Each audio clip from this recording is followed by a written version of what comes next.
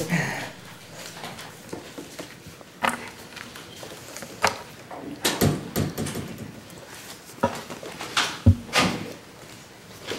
still have that packet? I have everything. Good morning, Ms. Rose. Good morning. I'm going to go through the packet with you a little bit here. So what date did you actually start on the case then? It was September the 23rd, 2016 is when I called Mr. Gadir.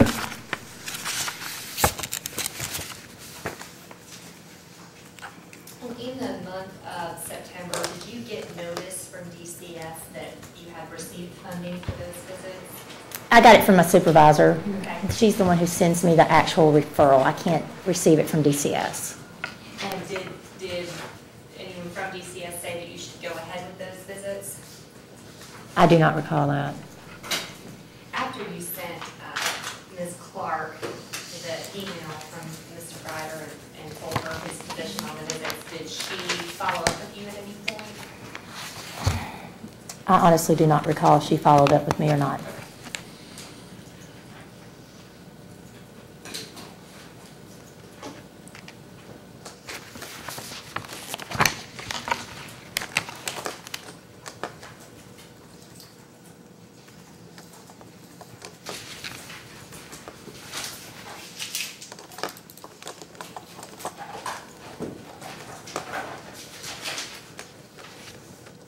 You could turn to, looks like November 26th. Okay.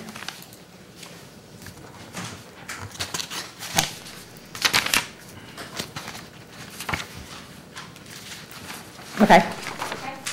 In your notes, you mentioned that you had to redirect Lydia when the conversation of homeschooling came up. Do you recall what the context was that the homeschooling came up? I don't recall. I just remember she would never say, you need to be homeschooled. She would just mention homeschooling when we homeschooled. That's the way she came out in conversation. But I was advised that she couldn't even say homeschooling. Did she make comments to Dilara along the lines of, when we homeschool again, this is what we'll do? No. Okay.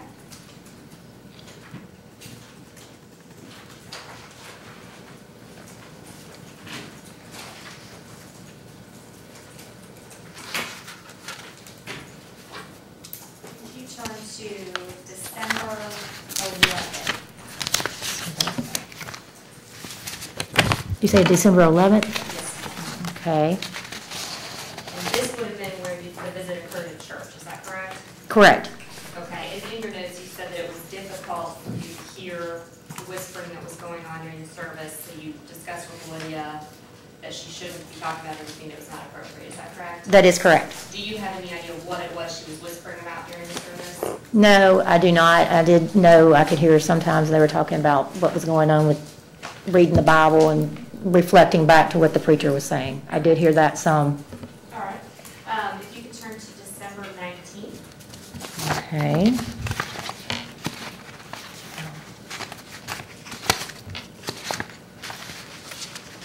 Look at that. Okay, I guess this one's it. Okay. All right, could you just read that entry to the court, please? Judge, I'm going to make the same objection they made to me the other day. We don't need to read it. Judge said she'll read it. If you will, I guess, I'll sustain that. And Your Honor, I would just say that the objection the other day was because we had already heard about those things multiple times and we were doing several days. This is 4 visits that we're wanting to talk about. If you would just direct her to a particular part of that instead of the... All right, in your notes you indicate that Lydia came in upset, is that correct? Yes. And you said that it was because the visit was supposed to be at the bowling alley, but it was not at the bowling alley. Correct. Okay. Did Lydia express to Dilara the fact that she was upset? She did. And did she tell Dilara why she was upset? Yes, because they were supposed to be going to the bowling alley and they could not go. And did she make it evident to Dilara that her father was the reason they could not do the visit at the bowling Yes. alley? Did you feel like you needed to intervene at that point? Yes. And how did you intervene? I intervened by saying, we don't need to talk about this, you know, let's change subject, let's move on, have a good visit, those kind of things. You mentioned that Lydia was taking out her frustration by saying inappropriate things to Dilara. Yes. What were some of the inappropriate things she was saying? Just basically talking about why they weren't doing the visit, and she started talking about the court case. You know, I can't recall exactly what she said. I just remember it was just a very bad situation at the time. And in your notes, you say that she said since Dilara's dad would not allow them to go to the bowling alley, then she was going to talk about things she was told not to. Is that correct? Yes. And what kind of things did she talk about after that? Basically, I mean, I'd have to read exactly what she talked about because I want to be correct on this.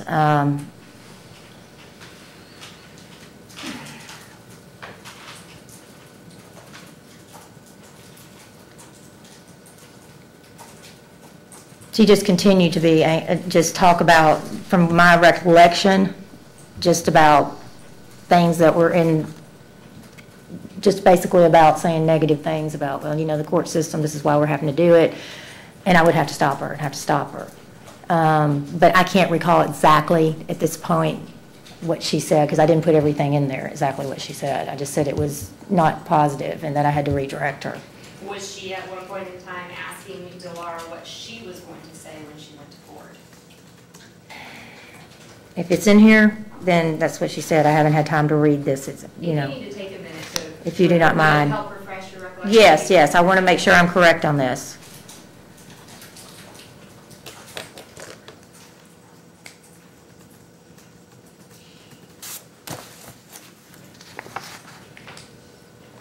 It was mainly about the court and that I had to redirect the conversation. I wanted to get Dilara, I knew was getting upset, so that's why I said, let me get over here and talk to Dilara for a minute, you know, calm things down, and she did not want me to do that. How could you tell Dilara was getting upset? Just being introverted. You could just tell, just being, as a mother myself, just seeing the child just kind of, she didn't want to listen to all that. She didn't want to be in the middle. Was she putting her hands over her ears? She put her hands over her ears, and she came to lash out with me, just like, no, I don't want to listen. I mean, she was not violent or anything to that point, but just, she was just getting angry. Did Dilara at one point walk away? She walked away, yes. And did Lydia then continue to get loud? Yes. Did you indicate to Lydia at any point that the visit was then going to need to end? I told Lydia that the visit would have to end if we did not change the conversation. And what was her reaction to that? She made threats about suing counselor and DCS, refused to let the visit end by hugging Dilara. And when Dilara came back and sat down by her, you know, and Lydia asked the counselor to call the police. So Lydia asked you to call the police? Yeah, because she said she is not going to leave. So I continuously tried to contact my supervisor because I was thinking about the child. Because in my head, I think, if I call the police, this child's going to be devastated. I mean, it's going to be very traumatic for her. I need to figure out.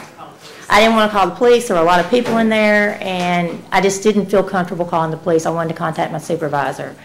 And once I ended up contacting Sanan, telling what was going on because I was ready to end it because I thought I was going to be able to end it in a peaceful manner, but I saw at that point I wasn't.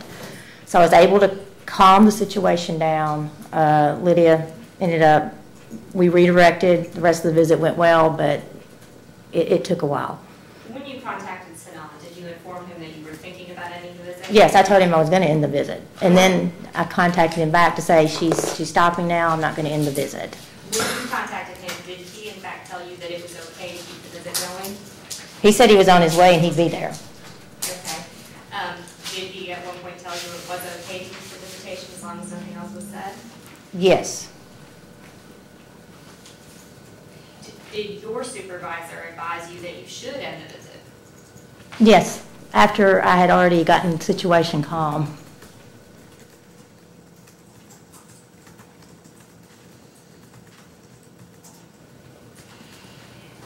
While the situation was going on, did Lydia tell you that she was going to make a scene? Yes. what was her demeanor like at this point in time? She was very just direct. She wasn't yelling or doing anything. She was just direct. She was like, this is what I'm going to do. And I believed her, and all I could think about was Dilara. I just didn't want Dilara to be in a situation like that. How was Dilara reacting when all this was going on? She kept walking away at first and like getting in the play area and stuff. And I'd go try to talk to her, and that's when I'm saying she would walk away from me and wouldn't even talk to me. And then finally she came back and sat down with her mom. Did the visit finally get calmed down? Yes. And all of this escalation was over the fact that you tried to redirect her from saying something initially, is that correct? Yes, yes. In her statement that because the visit couldn't be at the bowling alley, she was going to purposely talk about things she wasn't supposed to. She was angry, yes.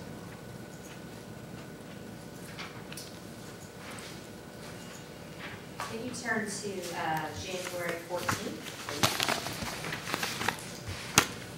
Hang on, I gotta find it. It's 12. Okay. You mentioned in your note from this day that throughout the visit, Lydia would be talking to Dilara about her behavior, but then slightly referenced the court system in the conversation and how she was standing up for what was right because the court system was wrong. Mm-hmm. What kind of things was she saying? Exactly that. And she would just kind of slide in there, and I'd look at her like, we can't talk, you know, like, don't do this, don't talk about it. And she would stop. And then a few minutes later, it would come back up, just slightly.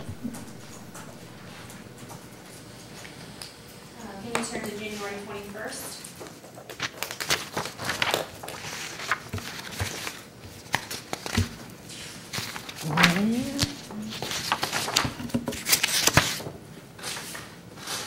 Well, I got the, right here where it's in this part, that's what I've got. Mine looks like this. Okay, I don't Can I see have that? Why do I not have that? I'm missing that. Unless it's in one of these. This is the copy I just got from Lydia, I believe.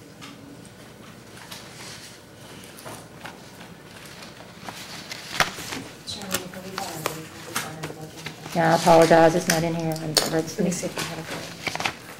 And which page was it? This is 12.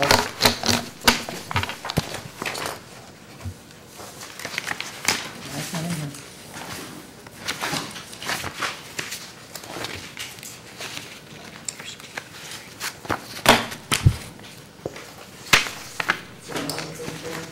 January 21st.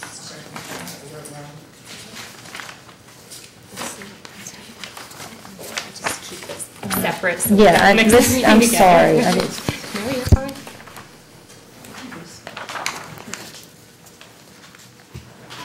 okay, these are not my notes. These are Latausha Stevenson wrote this. And why did Latausha Stevenson take over the case? Because I called her to tell her, you know, Livy's doing better, everything, but she's slightly saying things about things that I'm not sure that I feel comfortable ending the visit over with the court, or just saying the word homeschooling. You know, I was afraid, I didn't want to do anything that would jeopardize my job, and I wasn't doing the correct things, and I wanted a second opinion as her being my supervisor. Did you feel uncomfortable having to make those decisions about whether or not to terminate the visits? Based on what had happened the last time, usually I'm really good about redirecting parents, but there's a lot of animosity in this case, and I just felt like, you know what, I need a second opinion to make sure I do the right thing, because I don't want to do something that's going to mess up the case or hurt the child. I mean, you know, I want to do the right thing. How long have you been supervising visits? 4 years. And how many times have you come close to having to call the police? I'm going to object to relevance. What's relevance? The relevance is, Your Honor, we're asked, this is a professional supervising agency, and mother's actions go above and beyond what they're even used to being able to All right, do. I'll overrule the objection. You can go ahead and answer that. Actually, I just recently had to, based on a different situation. But other than that, no, I've never had to call the police or felt the need. After after Ms. Stevenson took over the case, were you asked to supervise visits again? No, she told me that the visits were stopping at that point. You mentioned that the Sunday school teacher had been rude to Dilara. What was she saying or doing that was rude? Dilara's very quiet. She didn't want to talk, and Dilara would kind of just be playing with the paper, and she'd go, stop that. Or she wanted to touch something, and she'd grab it from her. I don't remember if there was a box where they were asking questions. She was just really rude. Yeah. That was just curiosity. It was I'd never seen a Sunday school teacher like that.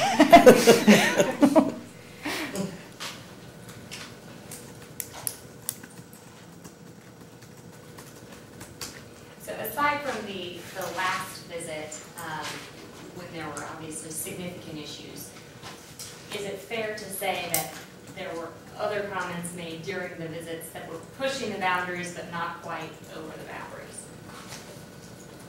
Somewhat, yes. And did you redirect Ms. Hubble when those kind of comments were made? Yes, I did. I just said, don't even mention the word homeschooling. I mean, I know that's what y'all used to do, but just don't even mention it, Did you hear Ms. Hubble make any negative comments about Mr. Dyer, the child? The only time was when the bowling alley situation came up. I think that is all. All right, Ms. Mack? These are yours. I don't want to mess anything up.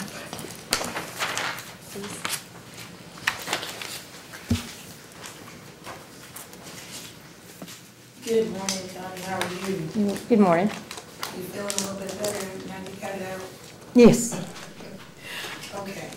I want to go back over my colleague asked you some questions on direct, and my other colleague asked you some questions on cross-examination. I'm going to ask you some questions about the things that you said to them and some additional questions. Okay. Okay? All of that about everything that you've already testified. That's fine. Okay? You said when you started this case, Judy was originally the therapeutic visitation. That's correct. Okay. And you said to her defense, you were so specific about to her defense, even though no one had asked you about those things. To her defense, Judy didn't know. That's correct. Why do you feel so passionate about what Judy didn't know? Because I feel like a lot of times in our job, we are the ones that are put on the, we're the bad people. We're not doing our job. But until you're told, hey, you can't talk about this, because sometimes we'll get a narrative from DCS.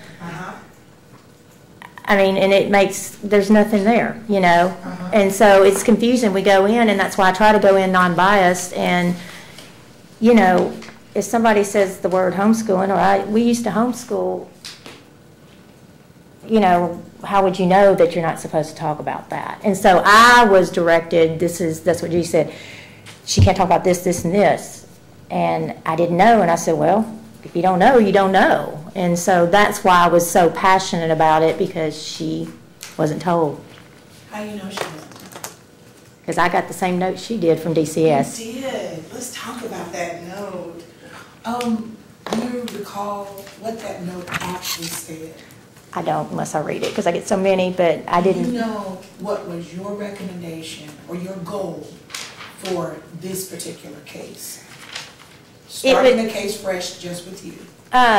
Just basically that the mom used good parenting skills, there was appropriate communication, and Hold up, slow you moving a little bit fast, because I want my colleagues to be able to know what you're saying. What was your goal in providing this therapeutic service to this family? My ultimate goal, it was to be able, I always try to get children back with their parents. So reunification. Reunification. Okay, all right. That is my ultimate goal. Okay. And? Within that goal, I want to make sure that they're using age-appropriate parenting skills, they're communicating correctly. So slow down. We got to be able to document each one. Age-appropriate parenting skills. Communication that's positive. appropriate communication? Is Yes. that what you said? Appropriate communication. Just that there's no, that I don't observe anything that's inappropriate during the visit. Okay, and your testimony was, if I don't know what's inappropriate over and above what you already know to be inappropriate, how can I stop it? Exactly. And your testimony was Judy didn't know it. Mm-hmm. And even getting the, what do you say, the referral? Right. You didn't know it either. No, I was told it by my, So even with that, there was not a copy of the order with any specific guidelines provided to you. Who typically gives you those referrals? well, DCS sends them to our company and then it comes to me from there. So it's basically DCS. Okay, so let's say during that time when Judy had the case, were you aware that it wasn't Leanne Clark that actually had the case, it was actually Nicole Williams? No, I was not aware of You was that. not aware of that. So when you began your communication in September, the only person you knew to communicate with was Ms. Clark. Leanne Clark. How did you come to know that? Because her name was on my referral. Her name was on your referral. And do you get the referral normally every month? Or is it a one-time thing and then payment? No, it's every month. So you get a new referral every month? Right. Okay, so let's look at your referral. Every month, okay? Just from what you recall. Mm-hmm. Every month, this is how you know Leanne Clark is your contact person. Correct. Okay. And Leanne Clark, did she attach the order? No, not that I Did she recall. give you any specifics on restrictions? I'm just going on when you got the referral, because again, you just testified you did not know what was inappropriate over and above the regular inappropriate Right. communication. Not that I recall in the referral itself. Okay.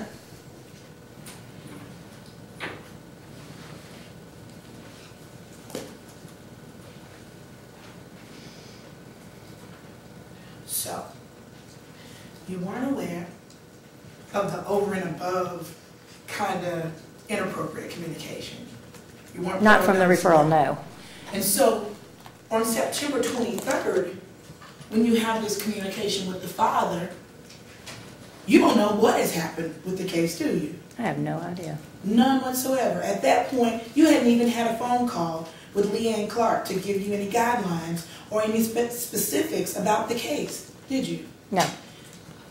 You didn't have a court order to review, to know case history or anything like that, did you? No.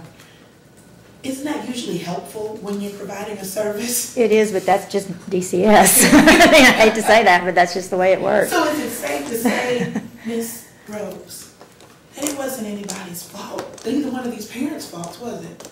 That you didn't have what you needed, was it? No, it's not the parent's fault. Because all he's supposed to do, the father's supposed to do, is provide the child to you to visit with his mother. Correct. Have you ever had the opportunity to read the order on this case? I've had the opportunity, but I don't recall reading it after getting it and talking to my supervisor, and she told me, this is what you don't do, is basically what he had said in his statement. Tony, you talked about you've been doing this for 4 years. Mm-hmm. And, Why are you calling her Tony? I mean, I'm sorry, Miss Rose. I'll answer anything, it's all I'm good. sorry, I've gotten the... I thought it was Tracy too. Tracy. I just answer. I'm so sorry. I've got a Tony Rose and a Tracy Rose at the same time. So anyway, reunification is typically what you provide therapeutic visitation services. Exactly, that's the ultimate goal. Is this case the typical case that you provide therapeutic visitation services for? What you know about it? It's typical because I have a lot of parents, two sides to every story, and that seems to be my hardest ones because it's more passionate between both families. Mm-hmm. So it's not untypical that I get in a situation like this where I'm in the middle of two parents. Okay. And so typical custody kind of situation, right? Right. So when you get that phone call with Mr. Dilara on the 23rd, and you don't know the history, you don't know what has happened, right? Right. You don't know because you haven't had the opportunity to talk with DCS. Right. And it's not until the 27th that you actually email Ms. Clark because you're not sure if she's gotten your information, right? Right, correct. At this point, you still don't have any clue as to if there's any chaos or if there's any confusion or what he's actually even talking about, do you? I had talked to Miss Mullins because You talked to Ms. Mullins. Okay, and in between the 23rd and the 27th, you talked to Ms. Mullins. Right. What do you find out about the case? That supposedly she had let Miss Lydia. I'm going to object to that hearsay. Hearsay. That's in the Not notes. what she said, but what you come to understand. What I came to understand, it was a very volatile situation between two parents with a child in between.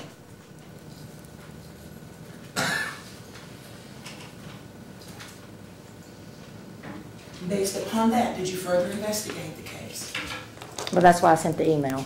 You sent the email, so Right. we talked, now you're investigating I'm confused. because you're confused. Yeah. Okay, so your investigation begins after 9/23. Mm-hmm. Consult with the previous caseworker, is that correct? Yes. Consult, email to DCS. Yes. Who else did you consult with? My supervisor. Supervisor. Consult with your supervisor. Even after you did all three of those things, do you understand what your goal is for this particular case of inappropriate communication? Not at that time, no.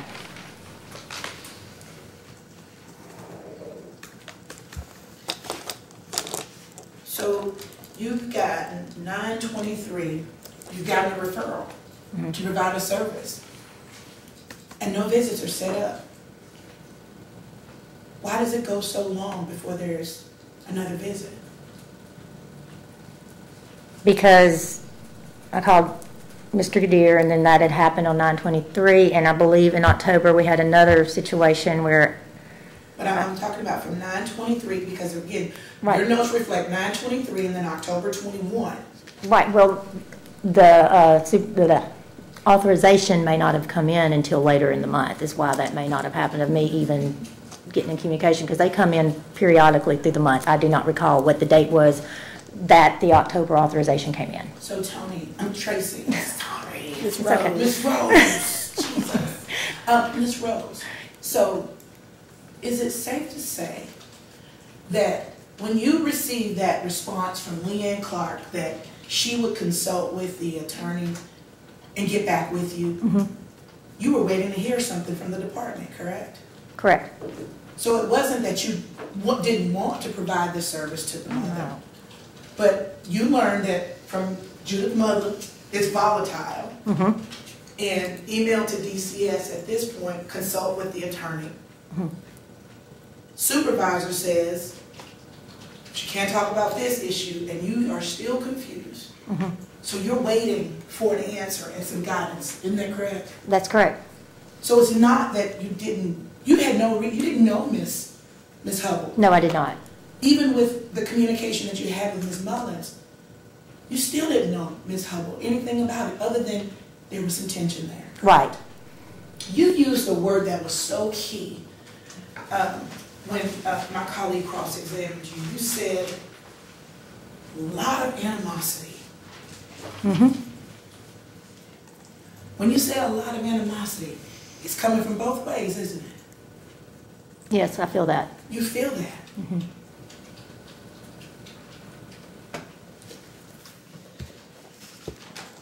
You said during your visits, you've never had to see Dilara violent or aggressive, correct? Correct. So from your contact on 9/23 till it ends in January, how many times had you visited with Dilara? If you need to count it, that's fine. I'd have to count it, but it's several. Okay. Several times, more than 5. Oh, yeah. And you've interacted with this child with both her mother and her father. Correct. Do you see that she loves both of her parents? I do. That she adores both of her parents? I do. That she wants to be with both of her parents? I do. Now let me ask you something about each of the parents with Dilara. Did each of those parents seem that they wanted to have the other parent involved in Dilara's life?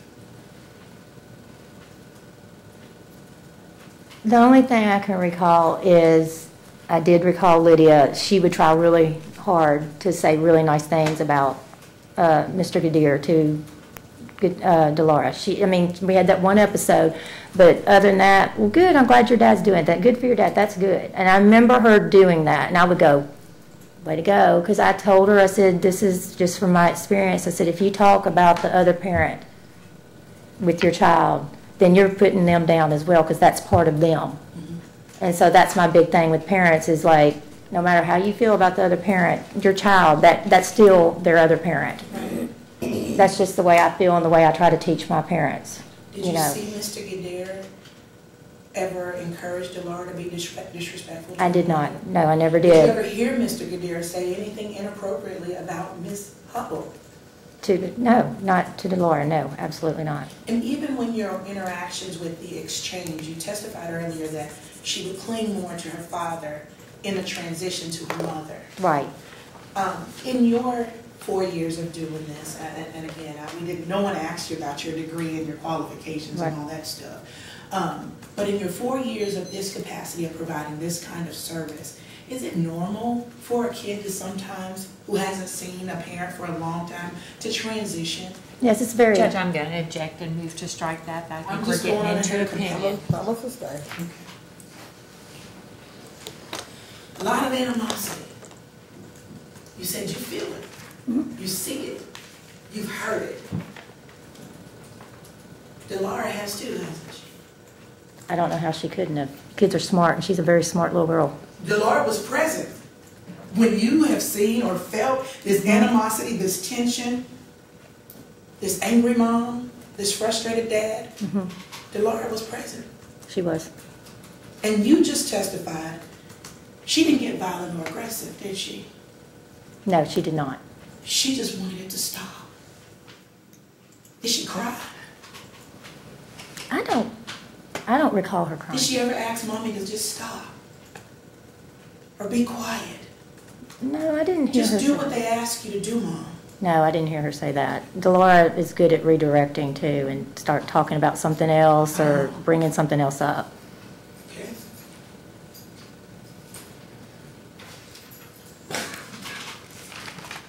Now, I've asked you about your observations of each parent with the child. We haven't had the opportunity because your capacity, again, is to provide therapeutic visitations. And I know this court knows what therapeutic visitations are, and the Court of Appeals will know what therapeutic visitations are. However, you said your goal in your therapeutic visitation was to reunify and make sure age-appropriate communication, and what else? Parenting, just basic parenting. Okay. That the parents are appropriate, or the parent is appropriate in providing that service. Correct. Now, Ms. Rose, you said you're a mom earlier, right? But even in your training, you observe both parents, don't you? Oh, yes, yes. You observe their parenting style, their relationship with the child, correct? Correct. Do you have any parenting concerns from what your observations have been with Mr. Gadir? Judge, I'm going to again object. She's asking for opinion testimony. I think Your Honor, she just said that's the service that she was providing. I'm asking her what her recommendations were from that service. And she didn't provide any visitation or visitation observations with Mr. Gadir, so she had a very limited experience with him. I'm stay. Okay. With Ms. Hubble? Any parenting concerns with Ms. Hubble? Again, I'm going to object to the opinion testimony. Your Honor, this I think is the that's- service that she provided under the therapeutic visitation. The goal that she's testified to was to reunify, make sure that there's age-appropriate communication in the parenting skills of that parent. And she's here as a fact witness to talk about what she has documented as her observation. She's not being offered as an expert testimony or as an opinion. Not offered as an expert. I'm asking her what were, again, strike it. Well, I think it is an expert. I'll strike it. Ms. Rose, you never made a recommendation for these therapeutic visitations to end, did you? No, I did not. Why didn't you? I left that up to my supervisor's subscription because she's above me and she's my boss, and I wanted her to make that opinion on. So when you provide therapeutic visitations, isn't it true, Ms. Rose, that at some point you provide that you don't see a need for these therapeutic visitations to continue, correct? I can say that as my But you observation. didn't say that, did you? No, I did not. I wanted a second opinion. You wanted a second opinion? Yes, I sure did. Did you get one? I did. In your therapeutic observations, was Ms. Hubble ready to have unsupervised visitations with her daughter? Again, I'm going to object to the opinion testimony. Again, this is a therapeutic visitation worker. I'll overrule it on that one. I think she can answer that. At the time, the last visit I did with her, I did not feel, in my opinion, it needed to stop, but I felt like I needed to let a second opinion come in and decide whether or not because of the things that were just barely being said. And I know that they had said she can't say anything about homeschooling, she can't do this. And I didn't feel like it was so bad that I needed to end the visit. But I told my supervisor exactly what is going on. I said, can you do this? And just, I want you to back me up on it. I want to know. I think what I've asked you, Ms. Rose, is at that last visit, your last contact with Ms. Hubble, were you at the point of recommending that she have unsupervised visitations with Dilara? No. At that last visit, it was January 14th, is it correct? I'd have to That look. last visit, that last contact that you had with her, would it have been your recommendation to continue therapeutic visitations?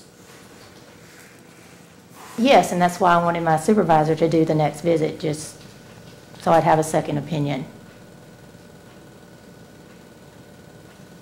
You testified that you didn't have any safety concerns with Lydia in Right. her working with her visitations with Dilara, correct? Correct. You testified that she was very educational with Dilara.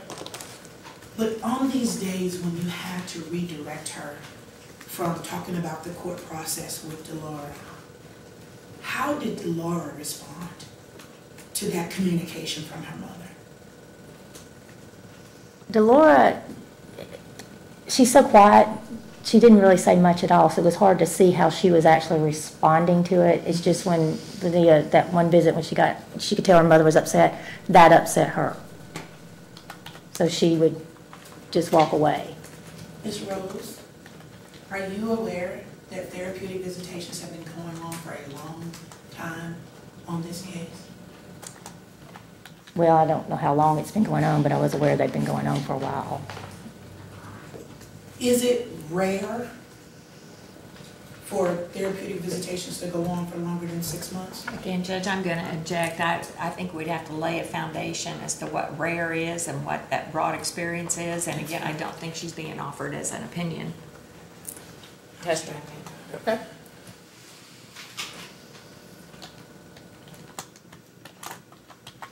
Let me be clear.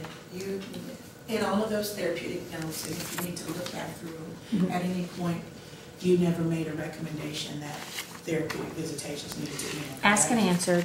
That's this thing. I asked her about the January 14th after that, but I'm asking her about in her therapeutic visitation notes prior to January 14th. Did you ever make a recommendation that therapeutic visitation should end? Asked and answered. She asked her that. Broadly. Did not. I asked her about January 14th. After that visit, I missed this thing. I think she's made her recommendation about that already. I'm sorry.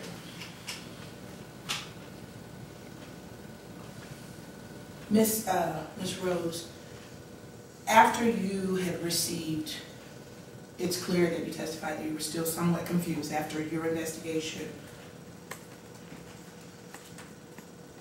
At what point were you clear on what could and could not be done and what could and could not be said? By November, I talked to my supervisor. Okay, so by the November 2016 visit.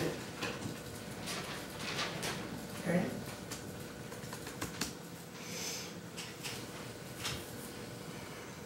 Okay. At this point, have you had any any guidance from what was going on in the court process at that point? Were you aware of anything going on with the court process? I wasn't aware exactly of what was going on in the court process, no. Okay, were you invited to any child and family team meetings in regards to this case? I don't recall. Okay. Is it normal that you would typically come to a meeting or provide information for meetings for you? We you're providing a don't service? normally come anymore because Camelot has stopped paying us to go and be there. Not anymore, I'm talking about No. during that November 2016 timeframe. No meetings to discuss progress or anything, correct? Correct. Is that normal? We're, I object to relevance. I mean, Yeah, that's who another. cares? Office thing. There was a visit that you talked about at the Camelot office, the first visit in November. Yes. I believe. And my colleague asked you about where did the father sit? And you said he sat in the office. right in the entry of the office. You remember that physically? I do remember that. Okay. When he presented Dilara to that office that day, was the transition smooth that day? From what I can recall, it was smooth. I mean, there was no problems with it. Okay. And do you recall any discussions about how Dilara may have been behaving in school or anything like that to assist with the visit? I do not recall. Do you recall him telling you any specific restrictions of saying what can and cannot be done, or what he's going to do if you don't do things the way he wants it done? I don't recall that. Did you recall him even coming into your face and asking you your credentials, or whether or not you're a licensed therapist or anything? No, I don't recall that. He may, I mean, the only thing I can recall, he may have asked, you know, can I just see your ID? I mean, I don't remember if he did that, but I have a lot of people do that, and I like it when people do that, so. How did he present that day? Was he angry No, that the child had to be brought there to see him? no, he was not. And how long was that visit? Do you recall? It probably was 2 hours. I don't recall, but I don't, He was there a whole 2 hours, or do you know? as far as I know. And when the visit ended, how did he present with the exchange? Everything was fine. How did Dilara present with that exchange? From what I recall, it seemed to be fine, because I think Lydia stayed back because she didn't want to be in the same room with him, and so it seemed fine to me. I mean, both parents were very nice, so. Did Dilara seem angry to have to go back with her father? No, Excited? she's just matter of fact, you know, oh, I'm going with Dad now, you know. One second. That would be all my questions. I just have a couple quick questions just to wind it up.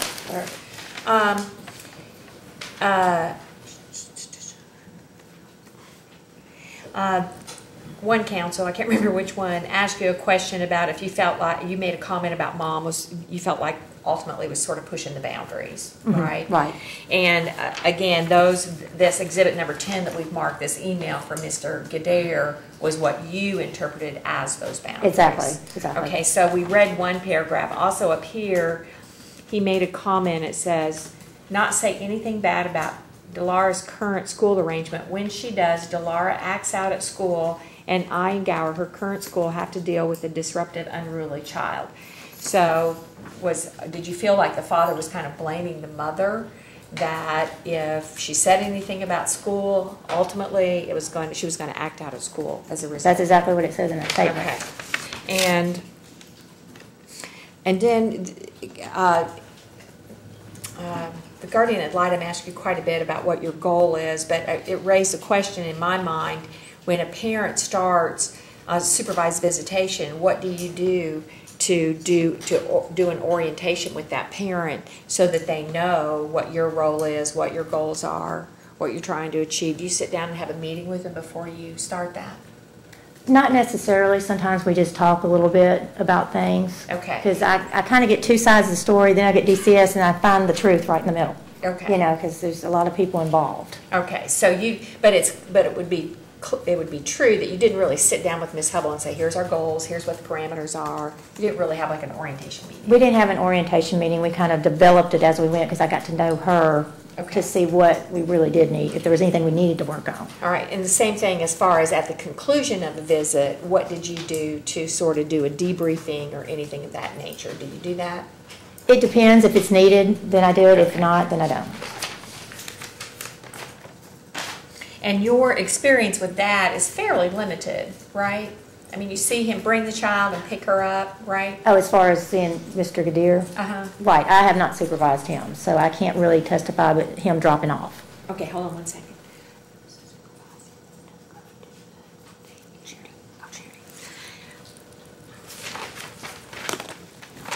Nothing further. All right, anything else? Just one. Ms. Rose, Ms. Hymack asked you about what your goals were as far as reunification, appropriate communication.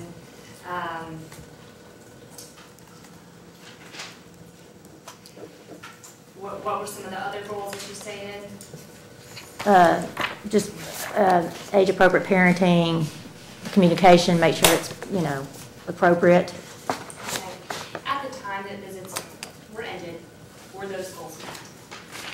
Judge, I'm going to object to opinion testimony. She's not being offered as a I'm not opinion. over that one. I think she There's had no her. assessment or report that I'll overrule that Camelot one. does. Did you? I'm sorry. That means you can answer that. Okay, I just want to make sure. I apologize. As far as the goals, what was not met completely was what she wasn't supposed to talk about, as far as the homeschooling and stuff. What I was told she could not say anything about. But other than just being a parent and interacting with her child, take all the other stuff aside, if that wasn't there, that was fine. It was just everything that's going on with these two. And so those goals were not met. No, that's why I had to get my supervisor. Ms. Pat Mack. No, Your Honor. All right, Ms. Rose, thank you so much for your Thank you testimony. for letting me You go are free to first. I'm leave at sorry this it took time. so long. I hope I don't make anybody else mad. You're fine, you're fine. The school lady that was here on Wednesday is here, so we're gonna Thank take you. her next. Thank you. Could we attempt to call Dr. Berryman? No, I need to get her. Okay. We'll just have to do Dr. Berryman later. And unfortunately, I'm gonna have to stop in about 30 minutes and take a lunch break, but I do want to get her at least on the stand to talk to some of her testimony.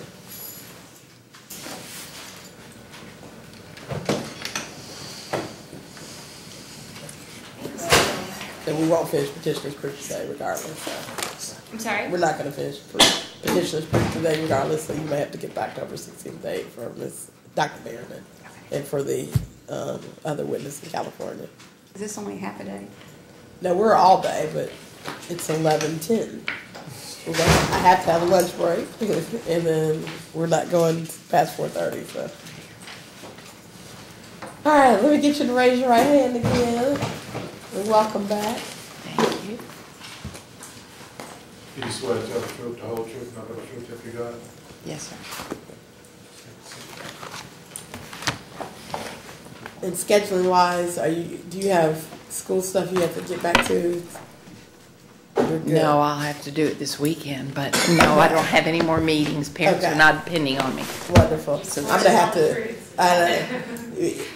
If the other school witnesses took a lengthy amount of time, I am gonna have to take a break for a lunch break because we're having a court function. I have to, since I'm the head of the court, I have to be there.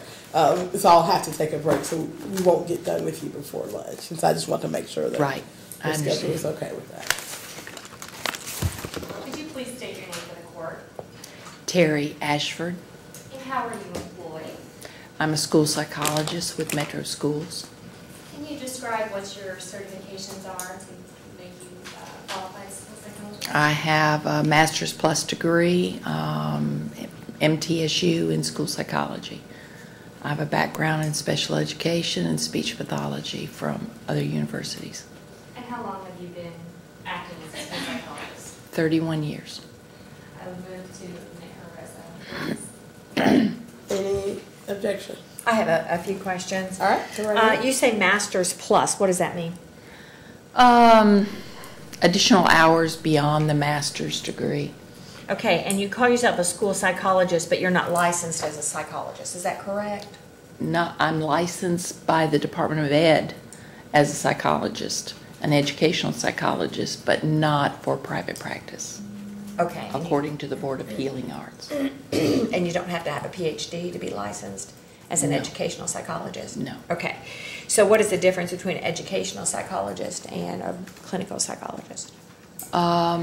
Different boards. There are some different requirements. I'm not familiar with exactly what those are at this point. They change.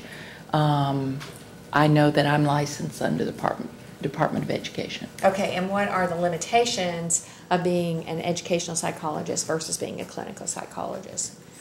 And that really helps us understand for the court. In other words, do you do individual therapy? I can. Okay. Do you do diagnoses? I can. Do you develop treatment plans? I can. Okay, now you say you can, so let's say in the last 2 years, how much has that been part of your practice? Anytime we write IEPs or develop a functional behavior intervention plan, then could be construed as a treatment plan. In terms of counseling, that's something I rarely have time to do, individual counseling. Is doing psychological assessment, they used to be called psychoeducational assessments. Is that the same thing, a psychological and a psychoeducational? Yes. Okay, and is that primarily your job and responsibility now? It usurps most of my time, but I have many other roles and responsibilities. Okay, and aside from that. For this child, you never served as a clinical psychologist, is that correct? No, I did not. Okay. Your Honor, I don't have, her expertise, I think, is within that, for this particular case, is within that limited scope of doing the psychological assessment for educational purposes. All right, do you have any quadri questions? All right, then I will find her as an expert, as an educational psychologist expert. Have you had the opportunity to interact with Dilara? I have. How frequently have you interacted with her? In terms of the assessment, direct intervention or direct involvement for purposes of understanding and spending time with her, probably 5 or 6 times, but I'm in the school 3 days a week, and I see Dilara in the hallway. I see her in the office. She knows my face. She knows who I am, just as most of the students do. Over those 5 to 6 times, how long was each time here did you spend with her? Generally no more than 15 or 20 minutes. That was about the limit of what Dilara was willing to in terms of cooperation and motivation. And what did those encounters look like? In trying to assess Dilara, if she didn't read it as something fun and challenging, you weren't likely to get the cooperation that we needed in order to get the best scores we could. So often it was presented in a manner that enlightened her interest, and that she had the opportunity to choose to participate, as opposed to most other students where you arrive in the classroom and you escort a youngster to your office. Okay. So was your role with her purely to observe and score her, or what was your whole role with her? To elicit information, to administer standardized measurements in order to assess where she was academically, cognitively, emotionally. And how did those tests come about?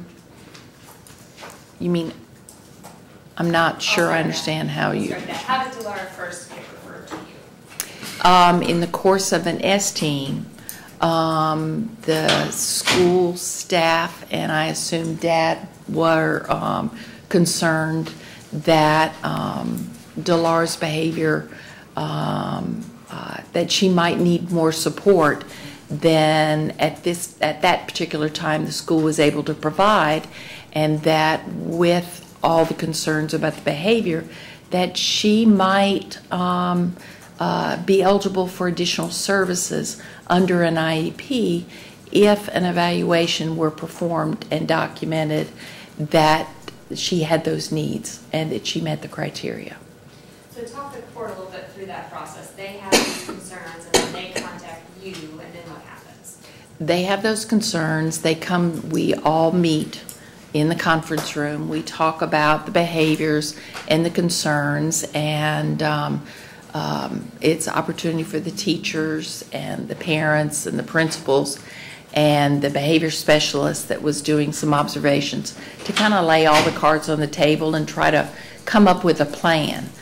Generally in an S-team plan, in addition to perhaps requesting a psychological evaluation, there's a plan about how to implement a behavior plan, how to take data, whether to call parent or what the hierarchy of response would be depending on behavior. And in this instance, what was the plan that y'all came up with? I don't know. I don't remember all the particulars of the S-team. I do know that they did ask, and then Dad signed permission for me to do a psychological evaluation. I know that Dr. Berryman was on the telephone in a conference call during this S-team. She was involved as well, and also thought it was a good idea, along with Dad and the teachers and the principal.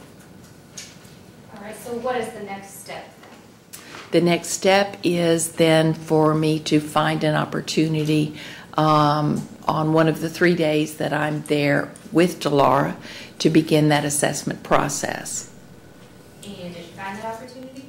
I did. We started the assessment, and I walked into the office. Dilara was in the office. I don't recall for what reason. I have no doubt it was because she'd been removed from the classroom because of some behavior issues. But I walked in, and I knew Dilara was going to be reluctant unless she perceived it as a challenge, as an opportunity. And so I walked into the office, and I asked the secretaries, I need to go try something out on a youngster, on a student, but it's going to be challenging. Do you have any idea who I might go get? And they looked around, they were thinking, and Dilara said, I will. And so that's how it began. And so Dilara, we went into the counselor's office, which was right there in the office suite. And that's when I administered the cognitive assessment. And she loved the challenge and enjoyed that opportunity. Very sneaky.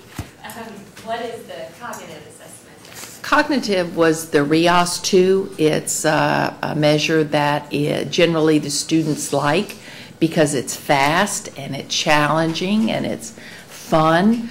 And there are 4 different subtests as opposed to 10 subtests. It gives me a measure of both verbal skills and nonverbal skills, and it's kind of fun.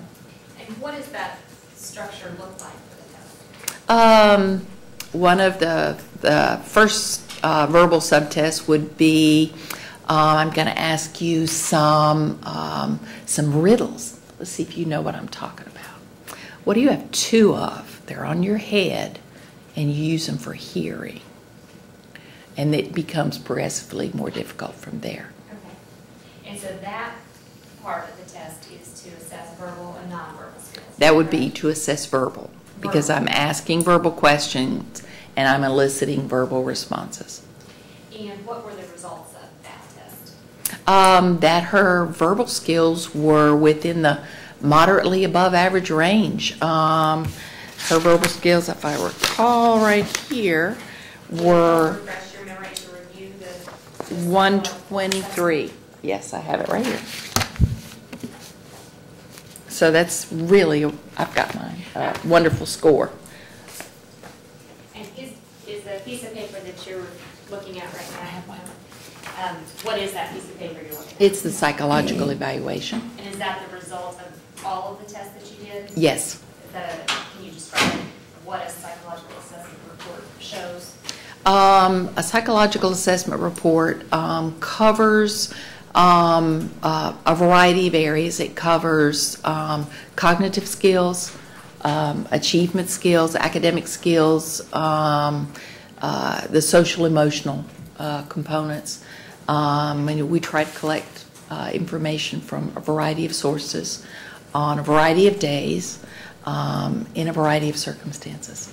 And is this psychological assessment report that you did for Dilara similar to the one that you do for other students? Yes. And is it your signature on the last page of the Yes, it report? is. So did you prepare this report? Yes, I did.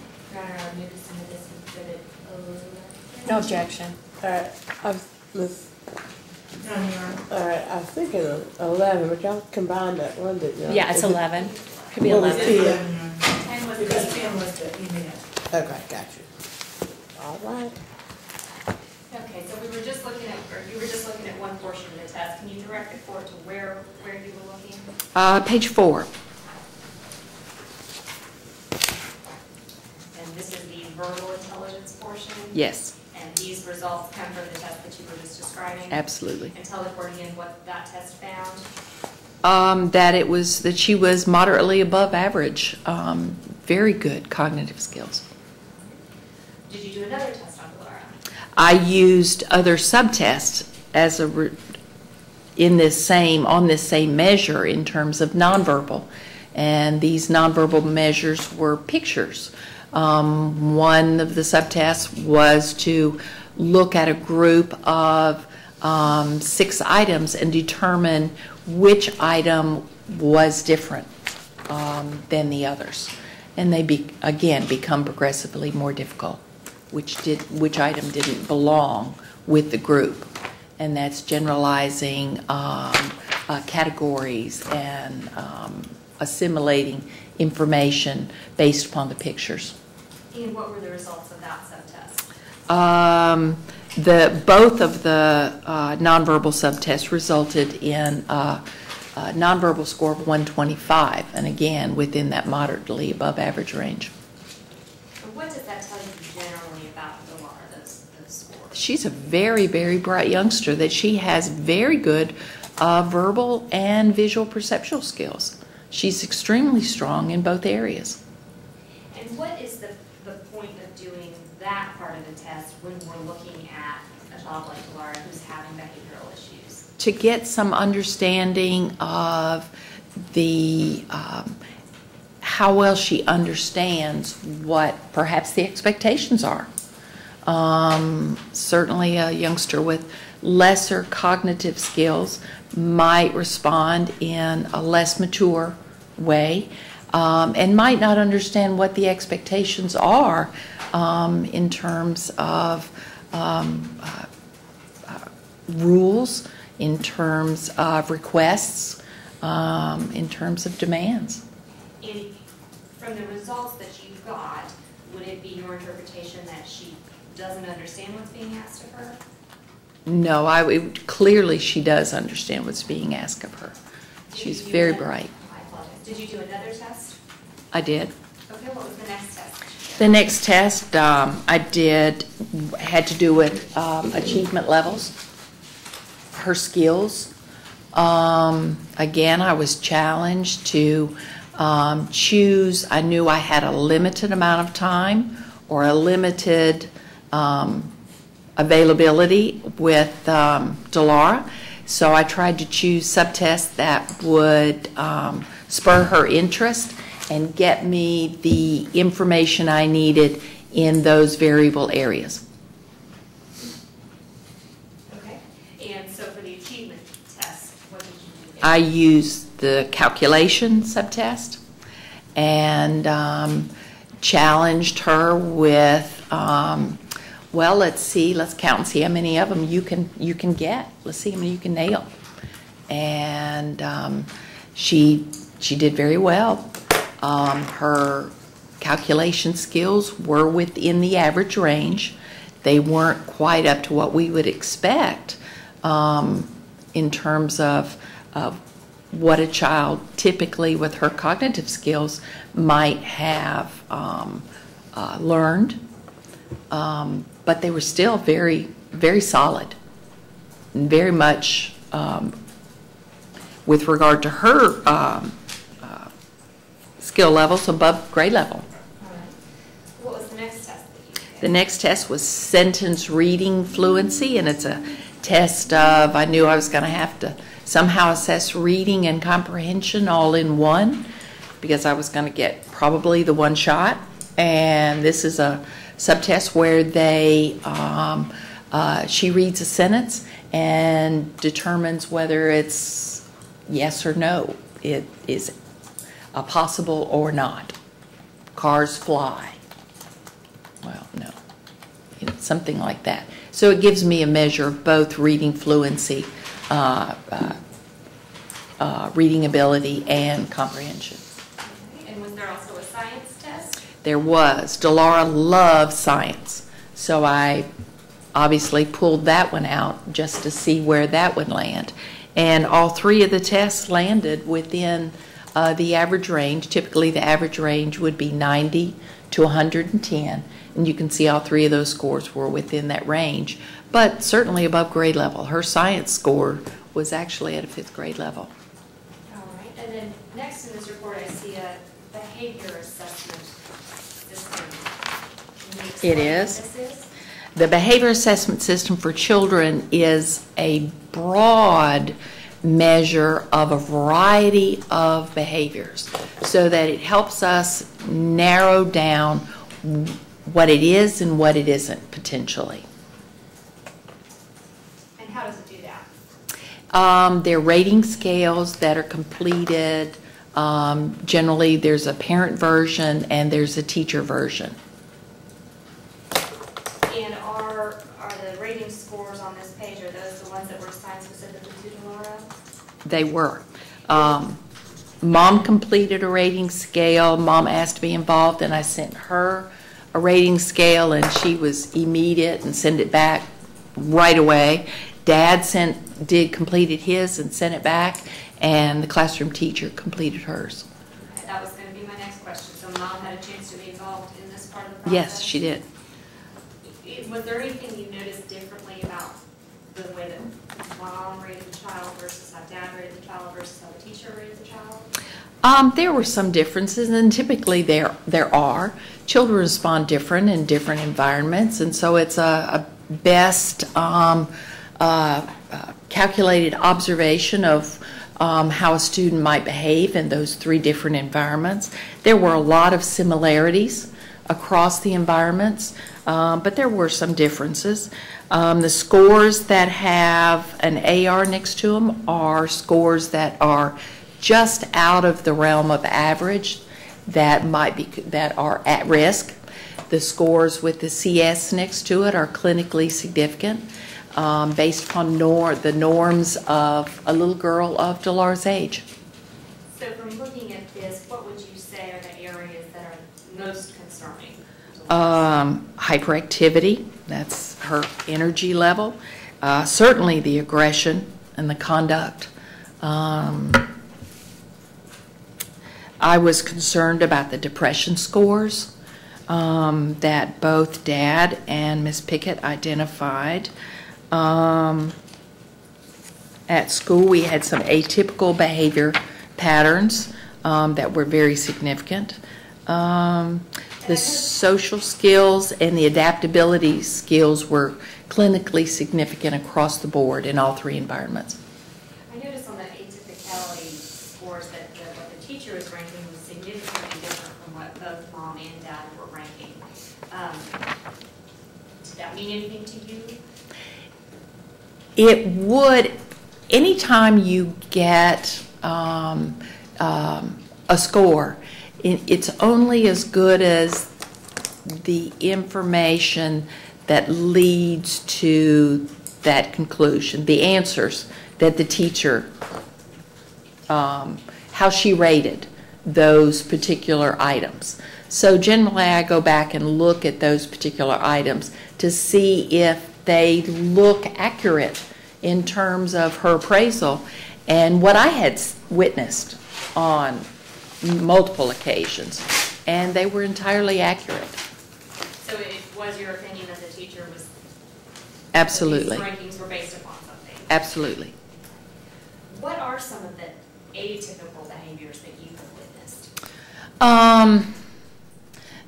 An atypical behavior tends to be a behavior that doesn't fit the situation, that may be a result of immaturity or disordered thinking,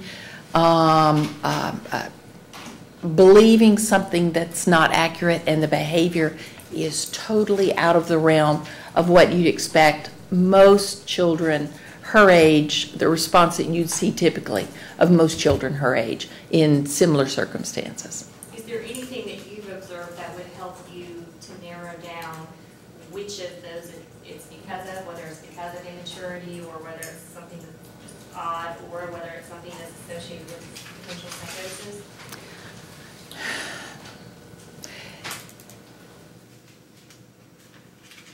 There have been times, yesterday was a perfect example. It starts out as one and evolves potentially to another. Yesterday at dismissal, Dilara was leaving her classroom. Miss Pickett was sitting outside of the room. We have, always staff available to monitor all the children and make sure everybody stays safe. Dilara was not willing to line up or go to the place she was supposed to be. She was circling the table outside of the classroom. And I know this because I watched the video this morning just to see what transpired and led to the big blow up in the office this afternoon, or yesterday afternoon. I saw the guidance counselor that she works with very often. Casey was there with her and tried to get her to be cooperative, and she was gentle. Miss Pickett was sitting beside the table, actually sitting on the little table, and had her back to Dilara in order not to create more frustration or provide the level of attention that perhaps Dilara was seeking. And she said something to the effect that she had left something in the classroom. And She being Dilara? Dilara. And Casey said, okay, let's go get it. And they went into the classroom, and Dilara didn't go to get it. She was running around the classroom, crawling under the tables, crawling over the tables, and Casey, they reported that she texted Miss Harris, the other guidance counselor, to come help her calm Dilara down. And Miss Harris came down and helped Casey take Dilara out of the classroom. Then Dilara remembered what it was, that it was her backpack. Miss Pickett went in to get her backpack, and Dilara was still not willing to go. And so Casey had one arm and Miss Harris had the other. And they were escorting Dilara down the hallway.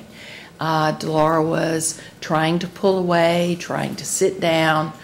They got about midway and she started screaming that she left something else. And at that point they were not going to return to the classroom. They took her directly to the office where she was crying, screaming, kicking, attempting to escape, trying to get away, scratching, hitting, anything she could do to get out of the safety that they had circled her with. And so, did you have any indication which of those are maybe because of the maturity, psychosis? I think perhaps it started with some immaturity or some oppositional defiance. But I think in the end, when she was clearly over the top, I think she just had no idea how hard she was fighting. She drew blood on the staff members. And I don't think that she had a total awareness of what was going on and how serious it was. But they had to keep her safe. Based on the behavioral assessment system,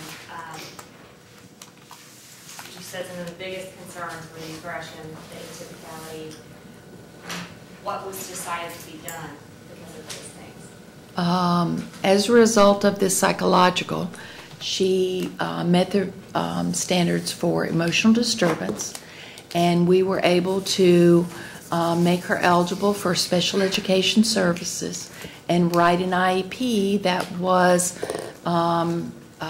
enabled us to address those behavior concerns and provide additional support in the classroom and out of the classroom. What is required to meet the standards for emotional disturbances? There are certain measures that have to be assessed, but in terms of those measures, there's no standard for meeting them. A student has to have a cognitive assessment. We need to know academically where she's performing, although it doesn't say she must be performing at this level or that level in order to meet the criteria. It's more of a rule out to make sure that she understands what the expectations are and that she has the skills to perform the tasks expected of her.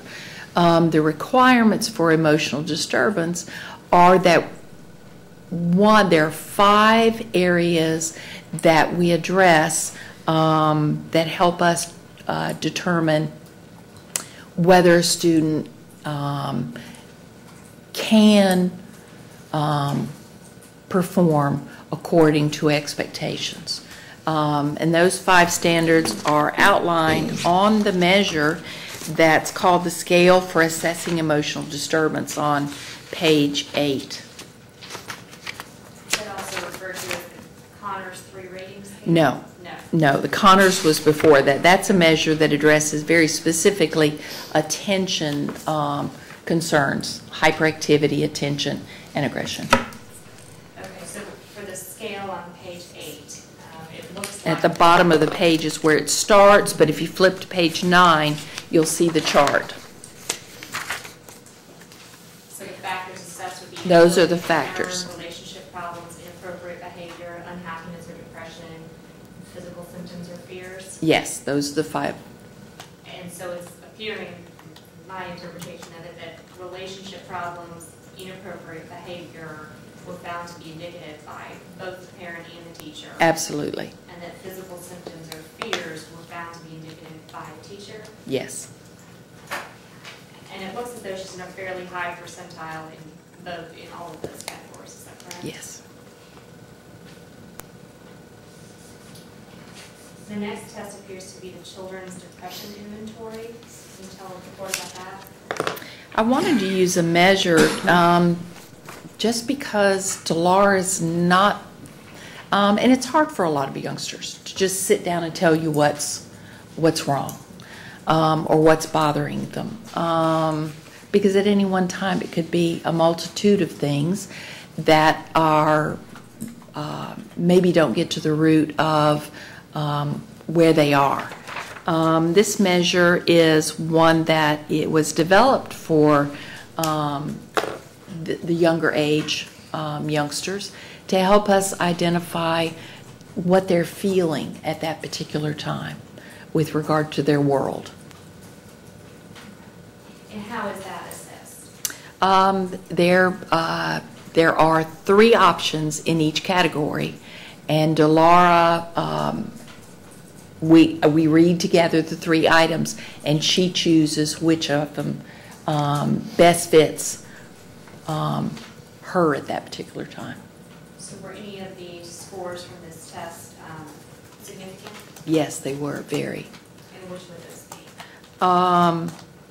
I was actually very impressed that Dilara knew herself so well and that she had identified these areas as being problematic for her. Usually that's half the battle, is having that understanding of what's breaking down. If a student doesn't feel like, in their opinion, anything's breaking down, then they're not in a position or in a place to fix it or to try to work toward repairing it.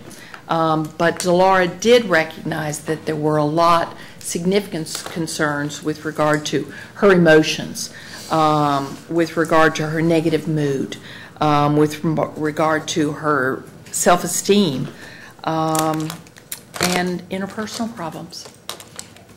The self-esteem one seems surprising to me based on, I think it was her teacher's testimony that she seemed to think she was very smart. Were there any comments made that might shed some light on where the self-esteem comes from? The self-esteem comes from the social interaction. Dilara has a very high opinion of her skills, ability, but not where it comes to social involvement at all.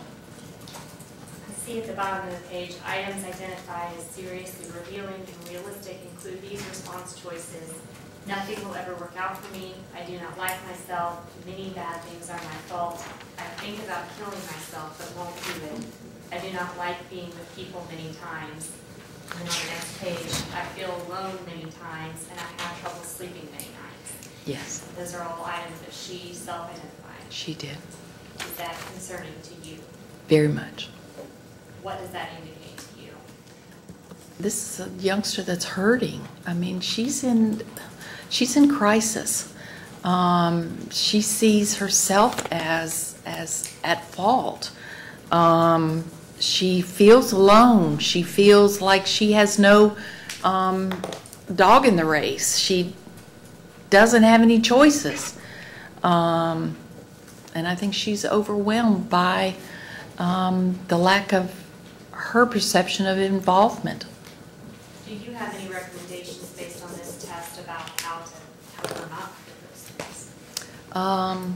I think obviously continue with Dr. Berryman so that they can get to the root of why she's feeling some of these feelings, and if they're not accurate, to help her understand that she shouldn't be feeling guilty, because this is something that's that adults are supposed to fix, not something that she should be responsible for fixing.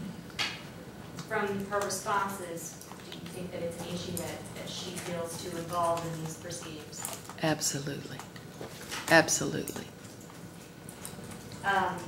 I noticed on the front page that this report is designated as confidential. What does that mean? That means that it is only by the authority of mom and dad that they have the permission, or give the permission to any other people to see the contents of this evaluation. Now, it is located in her cumulative file, and it is available for stakeholders only that are directly involved with Dilara at school. What is a stakeholder? Would be a teacher, would be if one of the guidance counselors were working with Dilara to provide some insight and help them understand what Dilara's skill, ability. Why is it important that it be confidential? Because this can be enlightening, but it can also be damaging. this is how she thinks. This is how she feels right now. Who's to say that she's going to behave like this or feel like this in a few years? And something like this out in public hands or on public domain can potentially limit her access to something that she has the opportunity to do in the future. Have you been informed that Ms. Hubble has posted parts of this test on her Facebook page? No, I haven't. Do you believe that would be detrimental to the child? And Judge, I'm going to object. I think that goes beyond her psychoeducational assessment. I'll sustain that. On the front page, it lists some of the people that were involved in the psychological assessment. Ms. Pickett, we already know. Ms. Getz, we already know. Who is Ms. Stranger? Principal. All right. Who is Ms. Harris? Guidance counselor. And what have her interactions been with Dilara? Oh, she's had a lot of interactions with Dilara as the guidance counselor. Providing a safe place, a respite, helping her, escort her when her behavior's been out of control, keeping her safe, providing counseling, trying to reward her for good behavior. Like I said, a variety. She's there at the school all the time. And the principals become involved. They're not there. Typically, if a student is having difficulty, the guidance counselors are the first line of defense. And hopefully, in those circumstances, they're able to settle a student and provide that safety and that structure so that it helps facilitate their getting it back together and going about their day of learning, as opposed to going directly to the principal, because that tends to be a little more punitive. And who is Mrs. Scobie? Scobie is her computer teacher. And Mrs. Robertson? She is the drama teacher. Mrs. Brady? She is PE teacher. So it sounds like there were a lot of people involved in this. I like to look at students in different environments to see if the behavior is similar in each of those environments. And after you conducted this psychological assessment, what was the next step from that? Was to schedule the meeting, the eligibility meeting, discuss the test results with Dad, and I sent a copy of the test results to Mom, and we determined that she was eligible based upon the criteria for emotional disturbance, and that she was eligible for the additional support through an IEP, and we developed that IEP in the course of that meeting as well. How did you determine what would be in the IEP? Areas of deficit.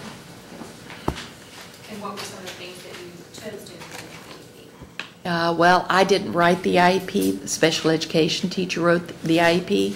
And I would object, Judge. It's already in the record anyway, All right, I'll as sustain. substantive evidence. Is there anything based upon the responses that you've heard from all of these different people, based upon your responses from Dilara, is there anything that you can recommend moving forward in her academic role that you think would be beneficial?